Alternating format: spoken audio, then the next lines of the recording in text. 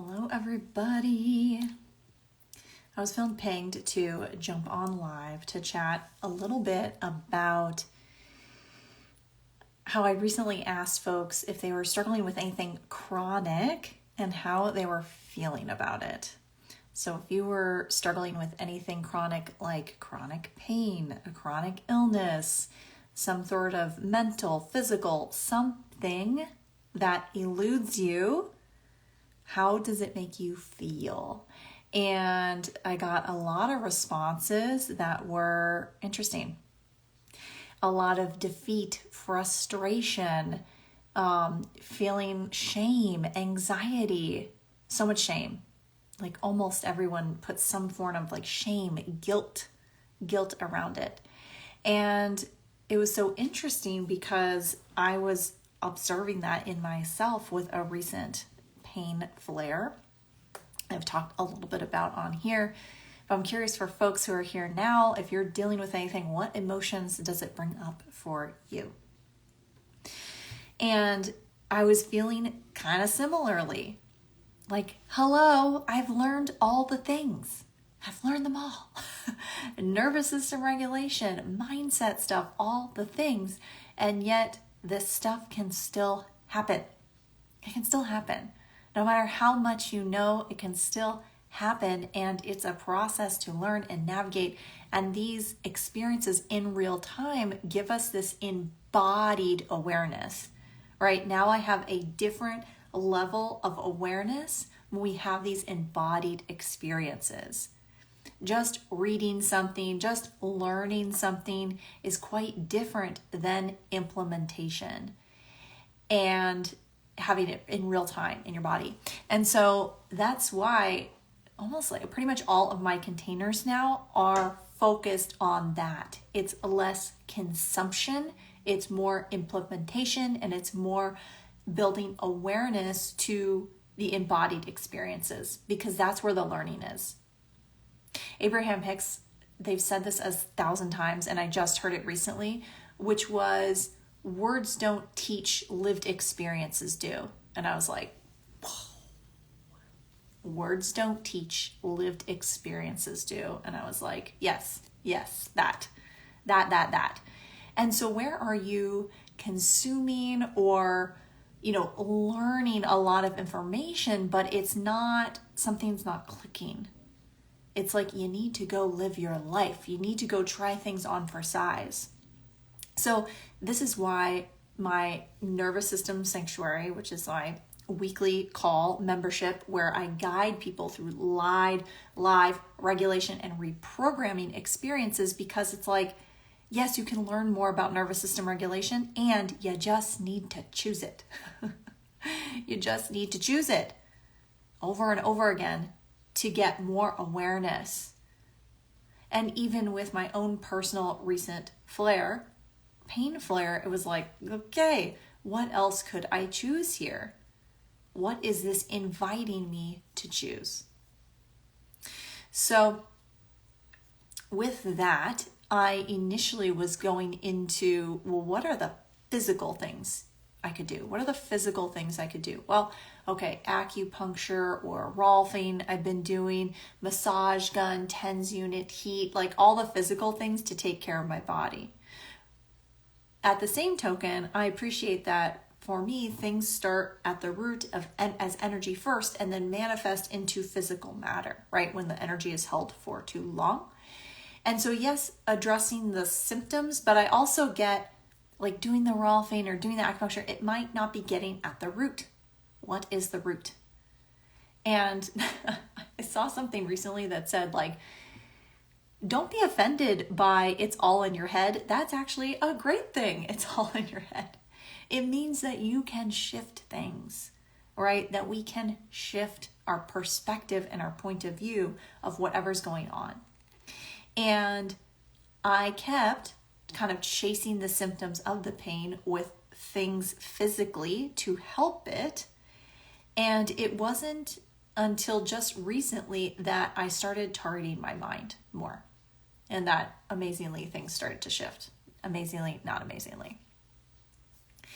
So if we're looking at the root, then the root is going to start up here. What is our held points of view about things? So if you're just joining, we're chatting about a whole lot of things, but if you're struggling with any sort of chronic condition that eludes you, what have you tried? What's helped? What's not helped? What are you struggling with? What are your questions around it? So I started doing some like pain hypnosis, right? So doing more of that, and that started to shift things. Now, is that always the right tool to use? No. No, it's just you have to try different tools to see what will work or where you're at in that moment, right? It's like learning all this stuff doesn't mean that I knew right away what to choose, right? I kind of had to work with my own coach and try all the different things, get messy, and see what would shift things. And doing the physical stuff can help the symptoms initially, yes. However, I needed the mind. And so hypnosis is so amazing because it brings your focus internally to what the unconscious is holding that maybe you can't see, maybe you can't perceive, right? And so that is getting to the root of things. And so that can look really simply like if you're struggling with something with your body, in talking to your body, like looking at the pain or the illness or whatever internally in your mind, seeing it in your mind and talking to it. What is this? What is my body seeking to communicate to me with this? Because you can't heal a body you hate. You can't do it. Because then you are in mass resistance to it.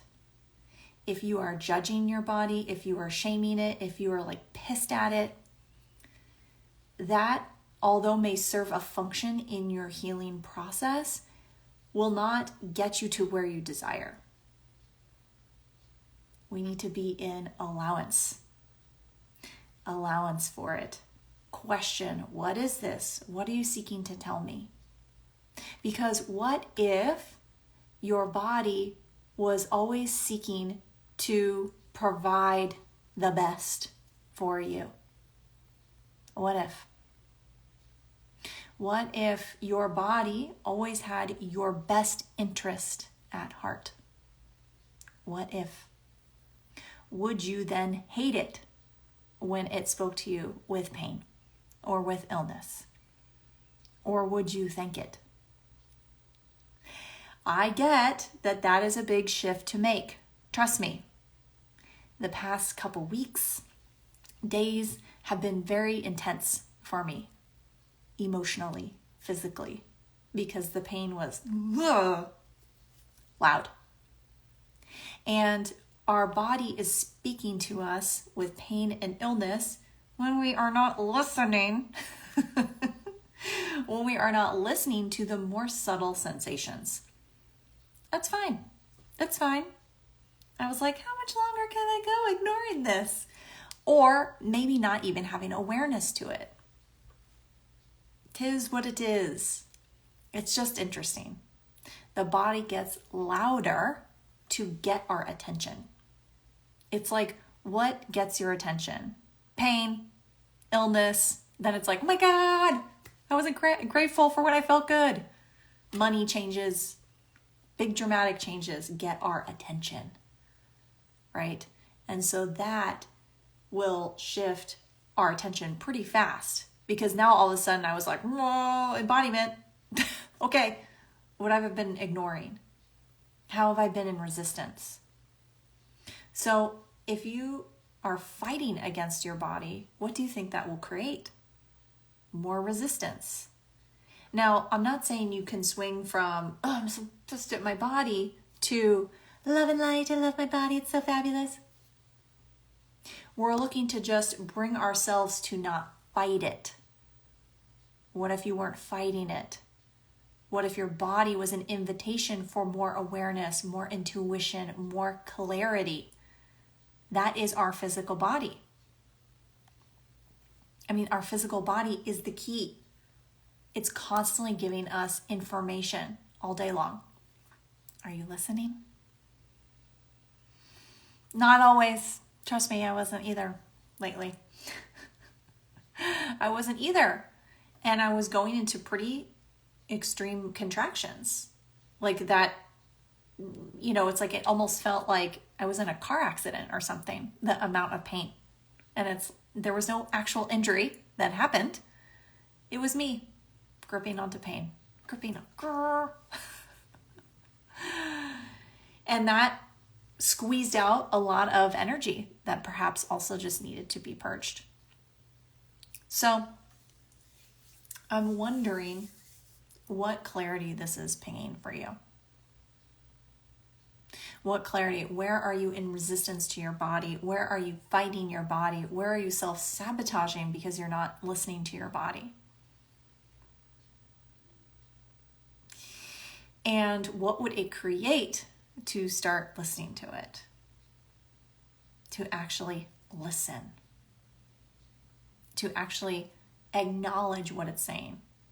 What are the subtle things your body is asking you to choose? I'm curious. If folks want to share, what are the subtle things your body is asking you to choose right now? What is it? And for me, as I was doing kind of the physical stuff, because of course the pain is so loud, it's like almost hard to hear then. It's so loud, so I was doing all the physical things until I was getting more quiet, and it was like pain hypnosis. I'm like, okay. And then I was able to really focus my attention more on consciously and unconsciously letting go, like really releasing. Release, choose something different. Yeah. And it's funny because it's like I've had really similar communications from my body about relax, release, receive, like kind of all of that. And I just, in the moment, sometimes I'll be like, relax, tapping, relax, please relax, right? But it takes some intentional shift in focus. And that's where I got like doing hypnosis, doing some meditation around it, spending some time looking at it and really allowing it to release, kind of seeing the visual of it releasing really helped. And it's tough, right? Because we want to hold on to these reference points of who we were, who we think we should be, and follow that. Because it's what we know, it's what's familiar. It's what's familiar. And so when we're asked to choose something different, it's like, terrifying. Terrifying. Yes, almost tenses me up more when I'm like, relax. Yeah, and it's so, my God, it's so subtle. Because if I was like, oh my God, this pain hit me like a ton of bricks just out of nowhere. Out of nowhere. Yet, it's like, how much do I have to be gripping and holding on to? That now it's just, what if it could be so subtle as right now in the moment, I'm like, okay, just drop your chin a little bit more, or rather than doing the crunch, drop your chin a little bit more. Okay, how much more can I relax my shoulder right now? How much more? Another 2%, another 3%, another 2%. Those subtle energy shifts will make a huge difference. Because the tension is just so hard on our bodies, physically, emotionally, and it blocks your awareness. It's hard to feel present when you're ill or in pain, right? All of a sudden, okay, I need to choose something. What else could I choose? So the hypnosis is what started to shift it for me, as well as continuing to get more clarity on what it was. Where am I suppressing things? Where am I not allowing energy to flow? Where am I just wanting to self-development my way out of things? Cognitively think about it. Okay, I understand this. Empowerment, yes. Rather than allowing the energy that maybe didn't have words, that felt like a big ball of limiting beliefs, through. Allowing it to move through, not live in it, but move through. And how do we do that but with exploration? Exploration of trying different things. You're not broken. The tools aren't broken. It's just continuing to explore what will work for you. Because there was a lot of defeat also that folks cited. A lot of defeat and feeling frustrated. And it's understandable because it feels like I tried all the things. And it's like, what else? What else could I choose? What else could I choose? What else is possible? I was remaining in the place of this will improve. I'm not living like this. I'm not choosing to continue going on with this. This will improve. What else could I choose? And just continuing to hold on to that. All right, y'all. So if you're feeling stuck physically, emotionally with something, what are you refusing to choose? What are you refusing to choose that your body just keeps pinging you? What if you chose this? What if you chose this? Choose this, choose this, choose this. What are you refusing to choose that's blocking you from having more ease? We just have to find the tools that adapt better to us. Yes, keep positivity that eventually you will find something. Yes, because when we go into defeat and the hopelessness and the helplessness, it's like, nothing works. And then we want to be mindful because then we're starting to create that reality like nothing works. See, nothing works. And now I need to prove myself right. Versus, okay, maybe I just need a slightly different tool. Maybe I need to choose it differently. What else? What else is possible here? Right? And not just because, oh, this worked for one person. They said it cured whatever. It might not be the thing for you. N of one. N of one. What works for you? And that's why I constantly preach and teach coming back to you. Trusting your knowing, your awareness. What are you being called to? Because people like to promote a lot of and sell a lot of like, this is how I did it. Ta-da! And it's like, here's the answer. It's like, well, that worked for them. Well, for you? Maybe, maybe not. What does work for you is listening to you and your internal guidance system. So it's like, that's what we need support on. Trusting ourselves, trusting our intuition, trusting the clarity that comes through, and being able to follow that. So there is no then how, one formula, right? Because everyone's formula is going to be different. Everyone's formula will be different. What you want to know is the how to trust you, how to hear your intuition, how to listen to you. What are you feeling called to? And being able to choose that despite whatever else people are saying. You should do this. That doesn't make sense. That's irrelevant. That is totally irrelevant. No one else knows better what is going to create greater for you than you. No one. No one. No one. No one. No one. You. You know. You know. You know. You know. You always know. And what if you invited yourself to the possibility of, okay, I think I don't know, but what if I did? What if I did know? And if you found yourself consuming a lot of other people's informations, points of view, that can muddy your awareness. This is my whole point of my spacious container, is creating space in the mind, in the calendar, in your surroundings. So you need space to hear you, to trust you, so that you can follow your guidance system, because that is what's going to create the greatest for you, for whatever that is. What are you looking for? Business expansion, a fulfilling life, fulfilling relationships, manifesting things. It's all about trusting you and what you know.